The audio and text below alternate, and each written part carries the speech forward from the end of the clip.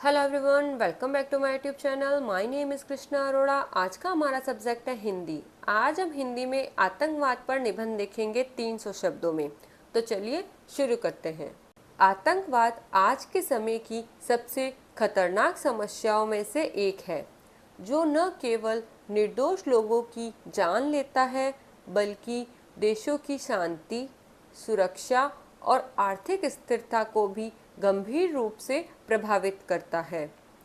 यह हिंसा और भय फैलाने का एक तरीका है, जिसका उपयोग विभिन्न संगठन अपने राजनीतिक, धार्मिक या आर्थिक उद्देश्यों को पूरा करने के लिए करते हैं।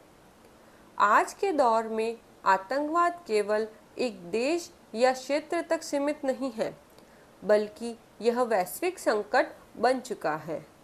आतंकवाद के कई कारण होते हैं, जिनमें अशिक्षा, गरीबी, बेरोजगारी, राजनीतिक अस्थिरता और धार्मिक कट्टरता प्रमुख है।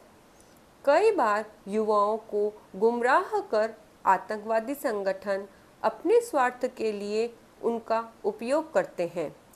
बम धमाके, अपहरण, साइबर अटैक, आत्मघाती हमले और सामूहिक हिंसा आतंकवाद के कुछ सामान्य रूप हैं, जो समाज में भय और असुरक्षा का माहौल पैदा करते हैं। भारत भी लंबे समय से आतंकवाद का शिकार रहा है।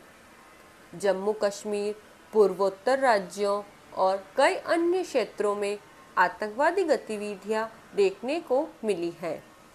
26/11, मुंबई हमला, संसद पर हमला और पुलवामा अटैक जैसे भयावह हमले देश की सुरक्षा के लिए बड़े खतरे के रूप में सामने आए हैं। सरकार आतंकवाद के खिलाफ सख्त कानून बनाकर और सुरक्षा एजेंसियों को मजबूत करके इसे रोकने का प्रयास कर रही है।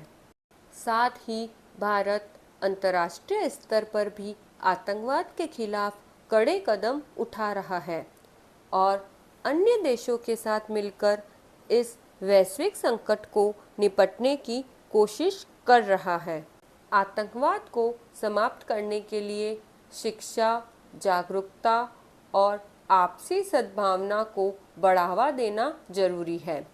युवाओं को सही दिशा में मार्गदर्शन देकर उन्हें रोजगार और अवसर प्रदान करके इस समस्या को काफ़ी हद तक कम किया जा सकता है। यदि सभी देश एकजुट होकर आतंकवाद के खिलाफ लड़ें और कठोर नीतियां अपनाएं, तो एक सुरक्षित, शांतिपूर्ण और समृद्ध दुनिया की स्थापना संभव हो सकती है। तो ये तो हुआ आतंकवाद पर 300 शब्दों में निबंध। मेरे चैनल पर और भी बहुत सारे आतंकवाद पर निबंध बनाए गए हैं, जैसे 100 शब्दों में, 150 शब्दों में और 200 शब्दों में।